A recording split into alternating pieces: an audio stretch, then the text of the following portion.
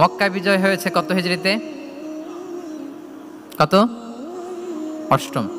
অষ্টম হিজরিতে যখন মক্কা বিজয় হলো, তখন রাসূল সাল্লাল্লাহু আলাইহি ওয়াসাল্লাম আম্মাজান আয়েশার সাথে গল্প করছিলেন আর বলছিলেন, আয়েশা, লাউলা হাদাসাতু আহদি কওমিকা বিল কুফরি লা নাকাতুল কাবাতা ওয়া লা জাআলতুহা আলা আসাসি ইব্রাহিম।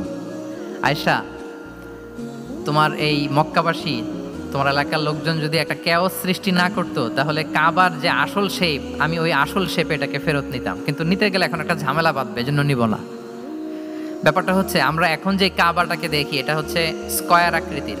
স্কয়ার মানে কি? বর্গাকৃতি, তাই তো? বর্তমান কাবা কোন আকৃতির বলেন তো? একটা বড় কিউবের সাইজ না? দূর থেকে দেখলে মনে হয় একটা বড় কিউবের সাইজ, কিউবের আকৃতি মানে স্কয়ার, চতুর্ভুজ। কিন্তু সাইয়েদনা ইব্রাহিম আলাইহিস সালাম যে কাবা নির্মাণ করেছিলেন, এটা কিন্তু এরকম কিউব ছিল না, ওটা ছিল রেক্ট্যাঙ্গেল। রেক্ট্যাঙ্গেল ছিল, মানে আয়তাকৃতির ছিল, এরকম লম্বা। এই যে টেবিলটা যেরকম, টেবিলের যে শেপ এরকম ছিল, এরকম লম্বা কাবা ঘর ছিল আয়তাকৃতির। কিন্তু এখন এটা কমে স্কয়ার আকৃতির হয়ে গেছে। এর কারণটা কি? কাবা একবার ওখানে অগ্নিকাণ্ড ঘটার কারণে ধ্বংস হয়েছিল, ফলে কাবাকে আবার রিনোভেশন করা লেগেছিল, পুনর্নির্মাণ।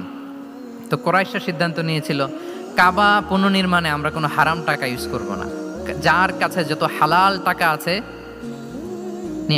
নিয়ে আসা হলো। কিন্তু হালাল টাকা যতটুকু জমা হয়েছে, এটা দিয়ে পুরো কাবা নির্মাণ হয় না, অর্ধেক হয়। ফলে কাবা যে আয়তাকৃতির ছিল সেটা না হয়ে গেছে কি বলেন? বর্গাকৃতির, মানে স্কয়ার। ওই স্কয়ার কাবাই আজ পর্যন্ত রয়ে গেছে। কিন্তু ওই যে আয়তক্ষেত্রের যে শেপের মধ্যে যতটুকু জায়গা বাকি ছিল, ওইখানে দেখবেন একটা ক্রিসেন্টের মতো আছে, হেজরে ইসমাইল, হাতিমে কাবা বলে। ওইটার ভিতরে নামাজ পড়া আর কাবার ভিতরে নামাজ পড়া একই হুকুম।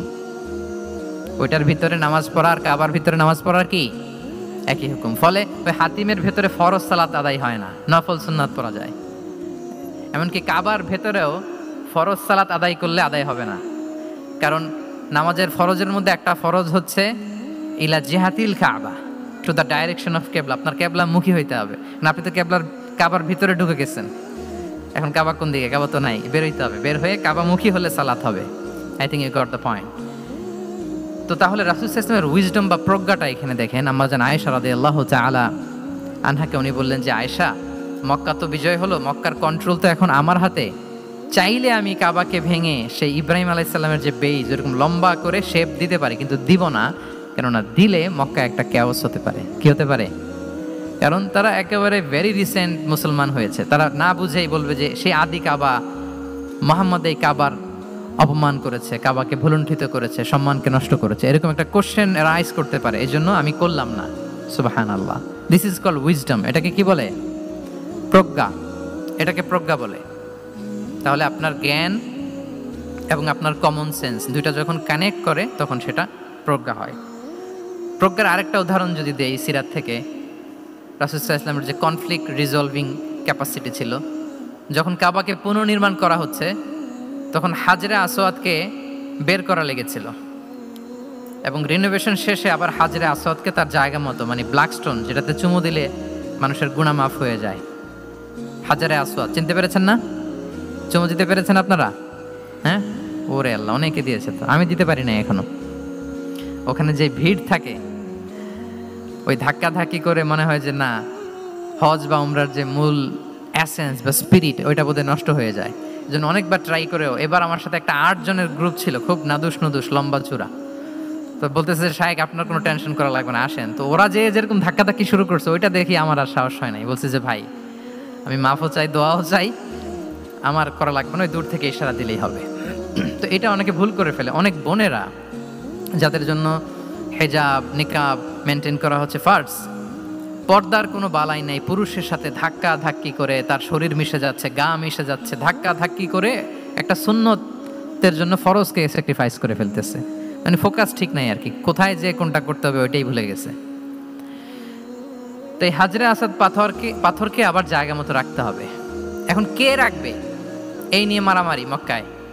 বড় বড় 4টা গোত্র বলে, এই গোত্র বলে আমি রাখবো, এই গোত্র বলে আমি রাখবো, আরেক গোত্র বলে রক্তের গঙ্গা বইয়ে দেবো মক্কায়, কিন্তু এই সম্মান অন্যকে নিতে দিব না, কারণ ইটস ভেরি প্রেস্টিজিয়াস ইস্যু। যা আমাদের গোত্র এই ব্ল্যাক স্টোন হাজরে আসওয়াদকে নিয়ে জায়গা মতো রেখেছে, এটা কাউকে দিব না। তো সবাই যখন মারমুখী, তখন আল্লাহ রাসূল সাল্লাল্লাহু আলাইহি ওয়া আলিহি ওয়াসাল্লাম তিনি সমাধান দিলেন যে মারামারির দরকার নাই, একটা চাদর নিয়ে আসো। নিয়ে আসা হলো। 4 গোত্রের 4 লিডারকে বললেন চাদরের 4 কোণা ধরো। 4 জন 4 কোণা ধরলো। রাসূল সাল্লাল্লাহু আলাইহি ওয়াসাল্লাম তিনি পাথরটা নিয়ে মাঝখানে রাখলেন। এবার 4 নেতাকে বললো আসো, জাতীয় 4 নেতা চলে আসো, কাবার সামনে চলে আসলো। এরপরে আল্লাহ রাসূল সাল্লাল্লাহু আলাইহি ওয়াসাল্লাম ওনার মোবারক হাত দিয়ে, বরকতময় হাত দিয়ে হাজরা আসওয়াদকে নিয়ে নিজ হাতে রাখলেন। এবার সবাই হ্যাপি, কারণ অংশগ্রহণ করতে পারছে। আসলে মূল স্ট্যাটাস কিন্তু চলে গেছে রাসূলের দিকে, নাকি? ওরা তো এটা টাচও করতে পারেনি, পারছে? ওরা চাদর ধরেই হ্যাপি, কিন্তু পাথরটা ধরেছিল কে? রাসূল সাল্লাল্লাহু আলাইহি ওয়াসাল্লাম। চাদরে রেখেছিল কে? রাসূল সাল্লাল্লাহু আলাইহি ওয়াসাল্লাম। চাদর থেকে নিয়ে আবার কাবা ঘরে সেট করেছিল কে? রাসূলুল্লাহ সাল্লাল্লাহু আলাইহি ওয়া আলিহি ওয়াসাল্লাম। এভাবে উনি কনফ্লিক্ট রিজলভ করতেন থ্রু হিজ উইজডম, ওনার প্রজ্ঞার মধ্য দিয়ে।